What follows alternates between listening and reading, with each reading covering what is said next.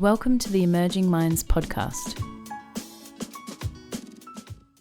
Looking back, 2020 was a process resulting in a series of short videos, 3 to 5 minutes long, co-created with 6 young people aged 20 to 27. These young people, Casey, Dana, Jane, Jodie, Loz, and Tallulah, were invited to look back on a moment or part of their childhood and tell a powerful and empowering story about it. The videos were creatively conceived by each young person and collaboratively realised with the help of artistic mentors and video makers. Largely taking place online during Melbourne lockdowns 2020, the process was co-facilitated by artist Sylvie Meltzer and myself, Melinda and Hetzel, for Artist Made Productions and Emerging Minds. As you get older, you have more freedom and you find people just like you in real life. The Looking Back videos are designed to be a resource to be shown to children who may be experiencing struggles or worries in their lives by health practitioners who work with families or children. It's our vision that these stories will give ideas, inspiration, and hope to these young people. In this podcast, you will hear Min Hetzel and myself, Sylvie Meltzer, reflecting on the experience of facilitating this process with the 6 young people. My name is Sylvie and I have a background in drama and education. I am a workshop artist, but I have been working in community theatre and collaborative theatre with young people for many, many years now. I am also the creative director of a beautiful nonprofit organisation called the Satellite Foundation, which is how I found myself involved in the Looking Back project. Satellite works with young people who have a family member, parent or carer with a mental illness, and works directly alongside Emerging Minds to create accessible conversations and alternative dialogues as to how to explore experiences and connections with other young people who may relate to their experiences. Hi, I'm Melinda Hetzel, or you may hear Sylvie refer to me as Min. I'm a director and facilitator, and I have an interdisciplinary arts practice based in performance and installation in public space, and my background is in theatre. I became involved in the Looking Back project because I've been working for some time on story development workshops for Artist Made Productions and Emerging Minds, facilitating process between professional performers, practitioners, and people with lived experience, also known at Emerging Minds as child and family partners. Sylvie, you work a lot in this space in your work with Satellite and in your other workshop facilitation. Why do you think the creative process is such a great way for exploring deeply personal experiences, perhaps in comparison to other ways of capturing personal story? I think a creative process offers space for safe exploration of different narratives, but in lots of forms of communication. So it acknowledges that people express themselves in different ways, and that when being offered the chance to explore how they would feel the most comfortable to use their voice, and being told that that's great, that that platform is exactly what we want them to explore, can actually hold someone to be perhaps louder or braver or more open in their sharing because they're not being put directly on the spot or asked a question which says you have to answer this, which can be what something like an interview process might feel like, where there feels like there might be a right or wrong to the response. Whereas a creative process says to someone, how about you give it a go? How about you try and share and see how it feels, and then maybe tweak it a little bit this way or that way, depending on how it's sitting for you. And with the right people holding space for that exploration, amazing sort of things can happen. And when I say creative process, I guess I mean sometimes non-linear and sometimes without a beginning, middle, and end, which I guess is the same as non-linear, but without it being structured by expectation, and more of a fluid personal journey in getting to the place of sharing that story. What is it about the creative process that perhaps lends itself to other forms of exploring lived experience? I have found in spaces where people have been sharing perhaps difficult experiences or tricky conversations around challenging moments in their lives is that creative spaces celebrate both the quiet and the loud of that sharing. I think we did do a lot of shaping of the process with the young people to try and create a safe space, which involved their participation in what the rules of the engagement were, and in putting some supports around it, including only sharing as much as you're comfortable with. They were an incredibly respectful group of each other and supportive, and would really encourage each other in sharing experiences or not. And I feel like some of that is the design of the facilitation, which we were very careful or conscious about. And some of it is around the creative process. The creative process creates an environment where that's more likely to happen. The creative process also allows for a degree of distancing from the lived experience, which can at times, particularly with the kind of provocation that this had, which was looking back on difficult times or challenging times in your childhood, that buffer can help support the safety of that space for the people. I also would add that often creative processes are collaborative and do mean that other people join you in the journey of sharing or exploring or storytelling.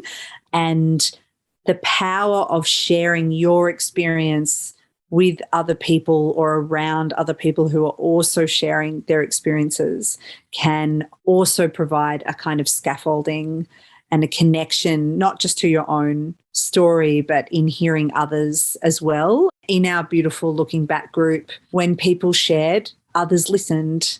And so by the time one of the young people were on their personal journey to create this film that was theirs and from their perspective and from their journey, their lives, they had been heard. We also put in place some things specifically around supporting the emotional well-being or mental health of all the people involved, and acknowledge that the creative process involves some risk-taking and can sometimes result in unexpected and sometimes extreme emotional responses following a process or as part of that process. So I think it's worth there acknowledging that we had Lydia at Emerging Minds who could then, outside of that process, at key moments after we'd had a particular workshop or had the filming, the final filmings, for example, Lydia could check in with each person and provide a conversation or connect them with additional supports if they needed. And I feel like that was an important part of the scaffolding we could put around this kind of process that contributed to their safety. Having Lydia at Emerging Minds, or if anyone else was embarking on a creative process that did involve working with young people with lived experiences in lots of diverse ways, that having a scaffolding around that process is incredibly important. It allows the creativity part to be celebrated and carried and enjoyed, while knowing that what is being asked of young people in the fact that they are producing something for the world to watch or listen or look at, that they are able to access support if they're not feeling completely okay within the process itself. And I think it would be ideal for any future processes like this to have two facilitators for us to be able to co-facilitate, because then there was the support and the debriefing processes that we could have between us that help not only plan the next step and contribute to that kind of adaptability and flexibility that was constant in this project, but was also really important for me to have you as a co-parent, I guess, of the project. Me too. In particular, as we travelled with our young group for a long time, much longer than planned, and through many changes and many shifts, both literally within the creative process and the management of the project, but also with individuals and with ourselves and what I guess we were managing in the context of a COVID life as well. And so, yeah, I completely agree.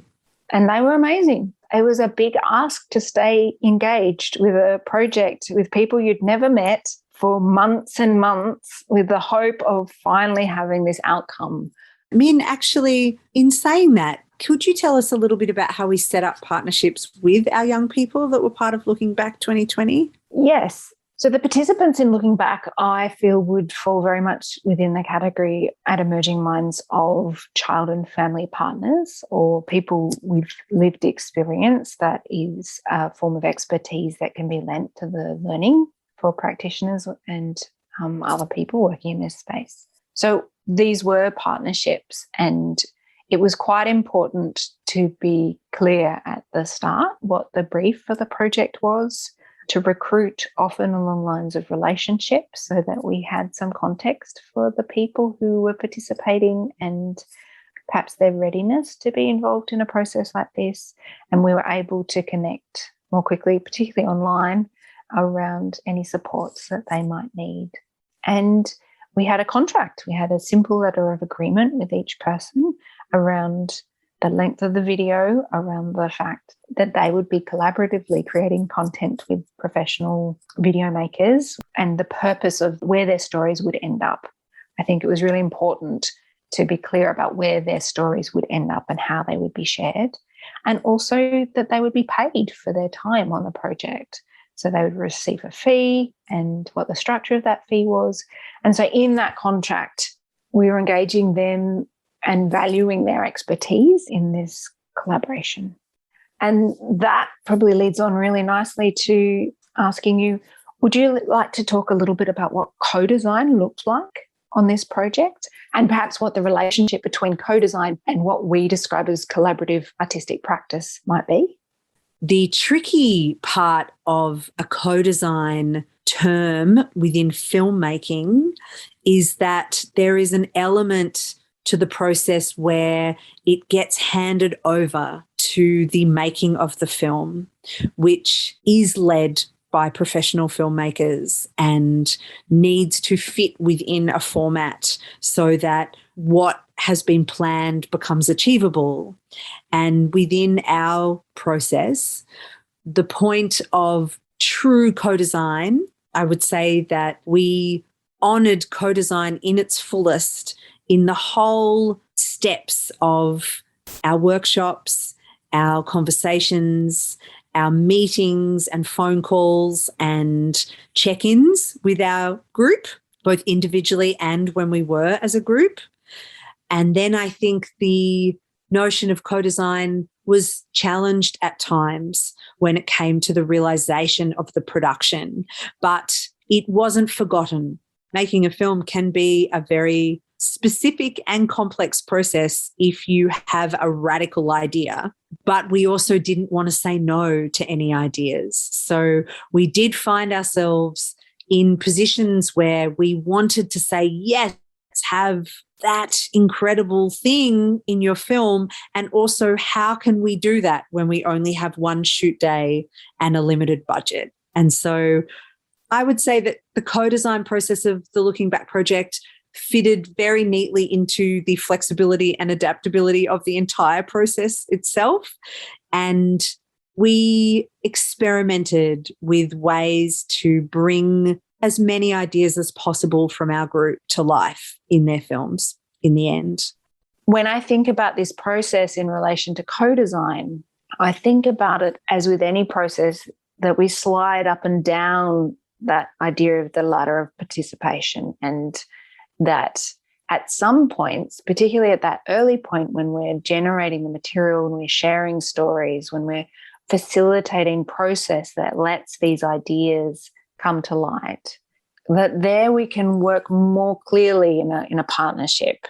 So I feel like that level of partnership that often happens in a collaborative artistic process anyway, but that level of partnership then changes as you go along and needs to be negotiated. I actually think it was the big part of that flexibility and adaptation that we had to do was around negotiating the partnership with the young people and where they were comfortable with their level of autonomy and control over the process, and where we were comfortable with facilitating that and all the other kind of demands on the project. Min, that is actually a great segue into maybe talking about the tension between participant voice and professional makers for a child audience and the importance of bringing artistic mentors into the mix. I think the tension between the young participant voice as the storytellers and then the professional makers who are realising these stories as videos was actually made particularly tricky by the brief in Looking Back 2020, which, as I understand it, was different to 2019. So Looking Back 2 was specifically for children who were engaged with practitioners and for whom these stories would resonate. Perhaps they're going through similar challenging times, or something about these stories might resonate for them in their current situation.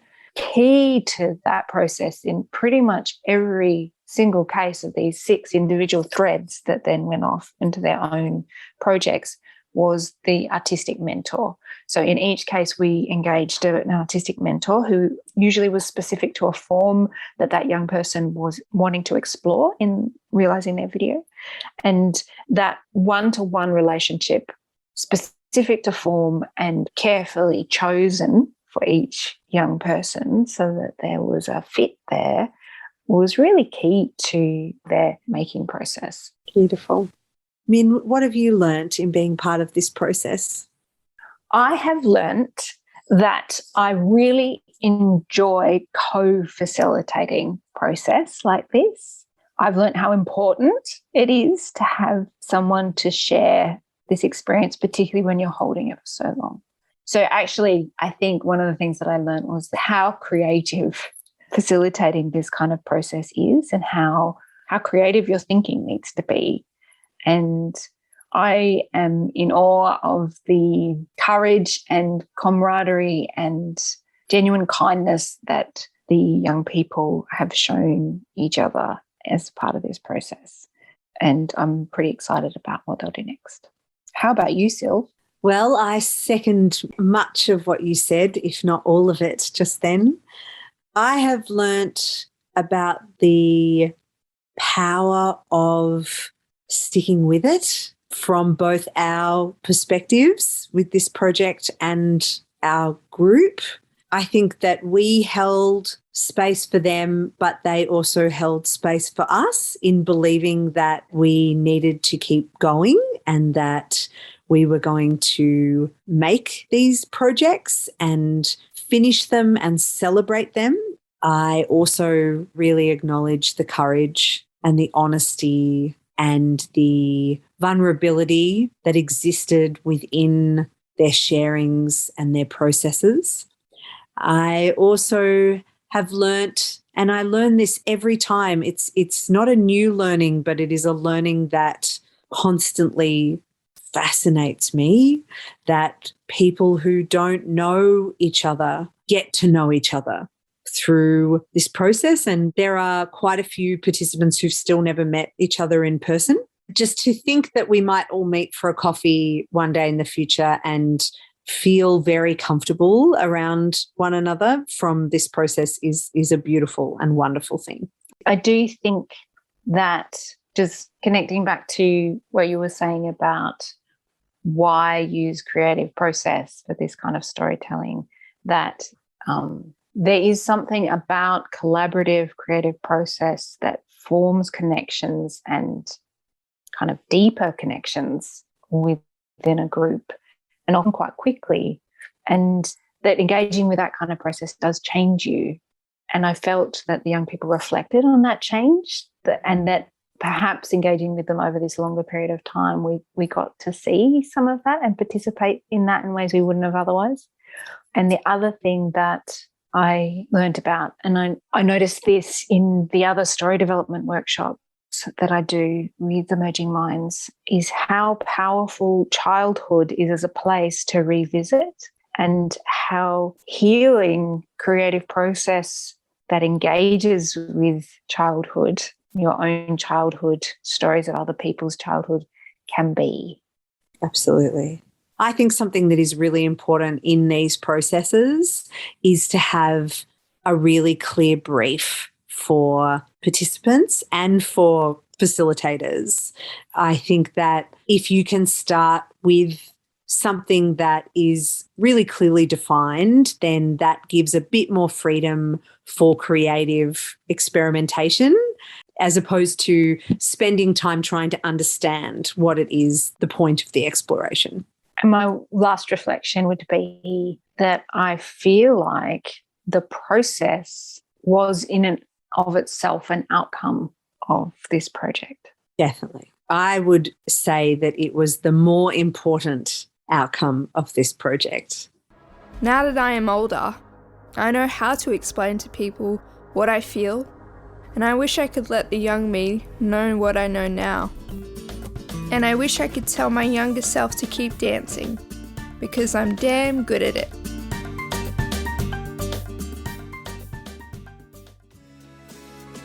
Visit our website at www.emergingminds.com.au to access a range of resources to assist your practice.